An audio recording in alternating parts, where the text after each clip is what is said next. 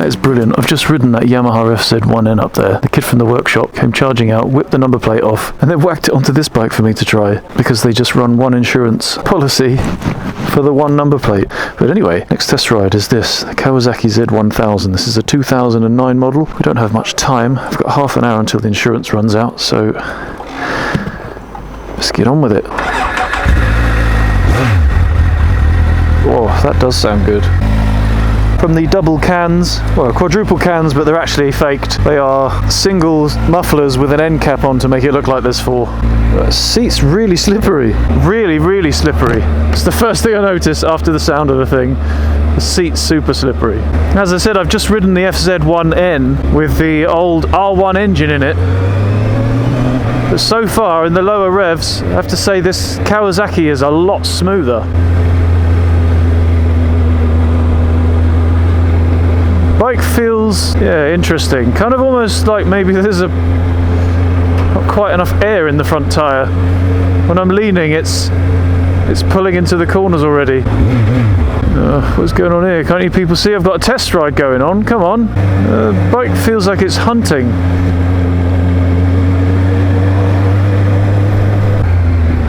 Oh, engine braking is quite severe. Yeah. It's quite flickable. It's not quite as immensely flickable as the Yamaha was. It's got some poke. I hope it was that truck that was smelling of oil just then.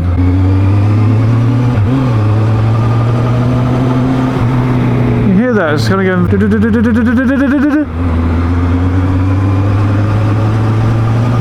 I'm not so sure about that. Now, the riding position on this bike, I definitely feel that my knees are a lot more cramped up, my feet are further behind me. I'm not sure how that's going to feel after a few miles. I like the engine tone of this bike a lot more though. Ah, scheisse.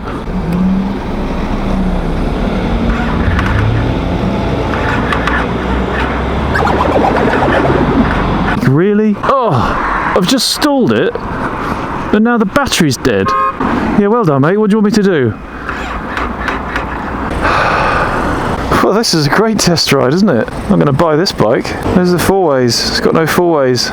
So I thought all bikes had four ways. Well, this is not how I imagined a test ride to be going.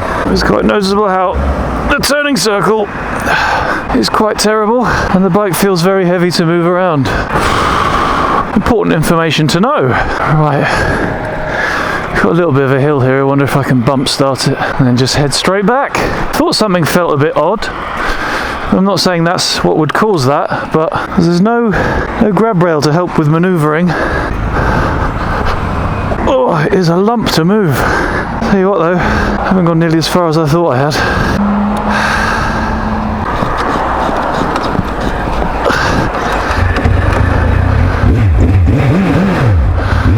Oh, well there we go.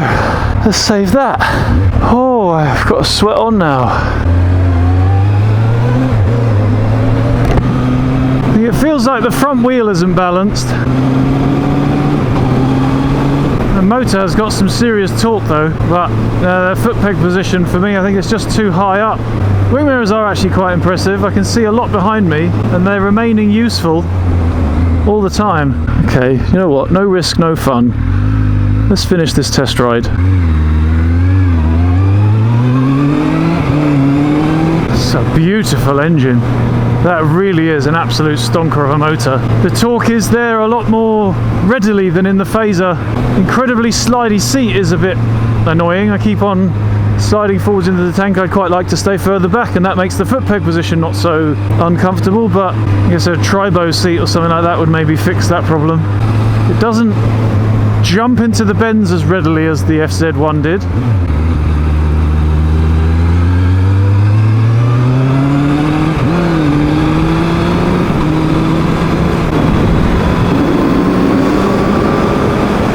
Overtaking fifth gear there at national speed limit speed was utterly effortless. I imagine this beastie with an aftermarket can on it would sound quite stupendous. You feel the weight coming back as you pull up into the traffic though.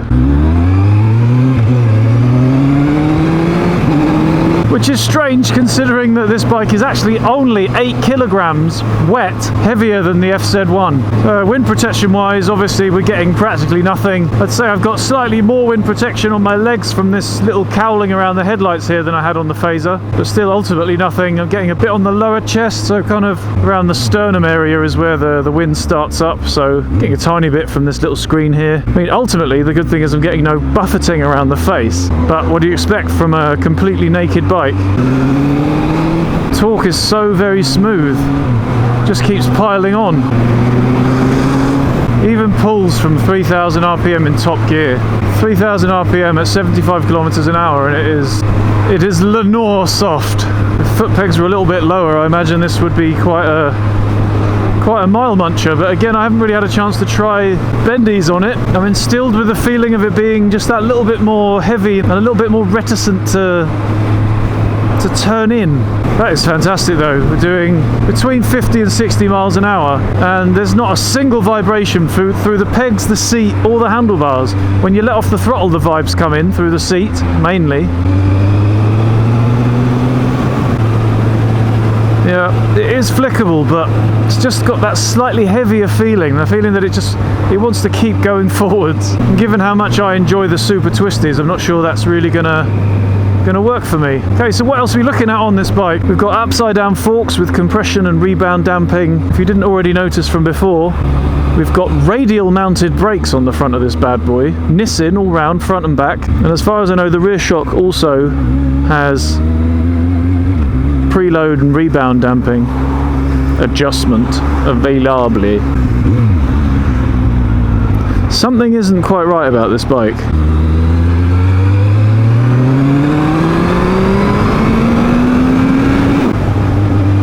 The fueling though, off the throttle, so far seems to be so much better than the FZ1, I mean, the 2006 model specifically. So, on this test ride, I've now managed to find a roadblock already. And I've just cracked my shin on this crash bung here. That's terribly placed. Alright, well I'm going to have to duck in here, do a quick U-turn test. Very wooden rear brake on this. Oh, that was a very uncertain U-turn, my friend. Yeah, just generally very heavy steering altogether. Weighty, but then, just like I said, that could be because there's not enough air in the front tyre, which is a real shame of the people trying to sell the bike to me, because it was a professional dealership. I'm going to be late now. Right, route home is programmed. It's just... why would it do that? What is wrong with this bike that would cause it to do that? All of this vibrates. So it's smooth most of the time, but yeah, on overrun and at idle, everything is buzzing lightly. So what else are we looking at? Well, the clocks are all very neat and tidy, clearly laid out. Tacho is a bit bigger than on the FZ1. Quite strange that 0 to 4000 RPM is squeezed into this first inch here, and then the rest is spread out. Obviously this is where they recommend you keep the needle, I suppose. Well, we've also got a relatively small digital speedometer, the odo, then the clock, and engine temperature currently at 85 degrees centigrade. I've just smashed my left shin on that crash bung now. This is worse than the BMWs. Also in here we've got a trip, but only one trip this time. No trip A, trip B, just the one single trip.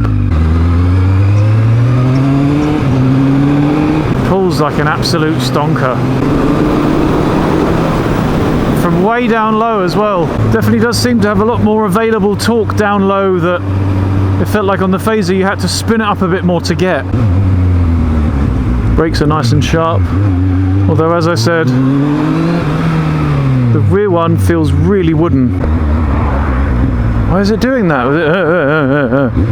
Could that be as a result of battery being low, not charging, increased charging load perhaps? I don't know. It's just really odd that it's doing that. Also getting a bit of shoulder ache now.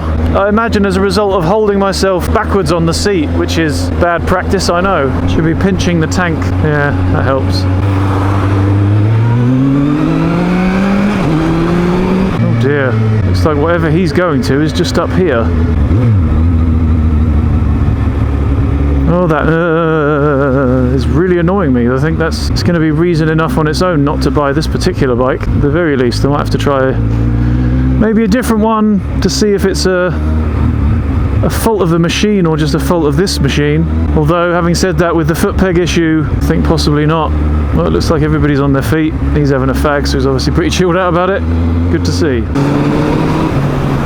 So what else is worth talking about with this machine? I think the decision is made that at the absolute very least this one is not going to be going home with me, because the reason I'm taking a test ride on this particular bike and on the FZ1 is because I was considering buying one of them. From what I was reading about torque and fueling, I was imagining it was going to be the Kawasaki, which still mostly stands true. The fueling is far better, the engine is far more torquey, but with that weird, whatever it was issue, and the fact that the battery died on me during the test ride, that's not great. Plus, I haven't really got to throw it around very much. This bike is the 2009 Z1000, so it actually still has the ZX9R engine, but it has been detuned for increased low and mid-range thump.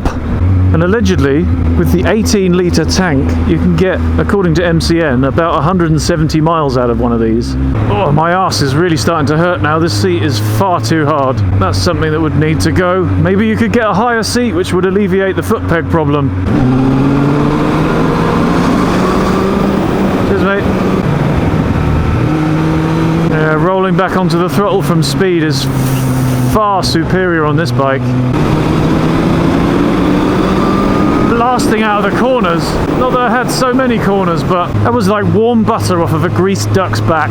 And again, from pretty low down in the revs, I think I came on at about 3,500 there. See, all of the balancing weights have been taken off of the front wheel. Surely that's a bit unusual to have no balancing weights whatsoever. I would imagine that is the weird feeling that I'm having. The front wheel isn't balanced, like I said right at the beginning.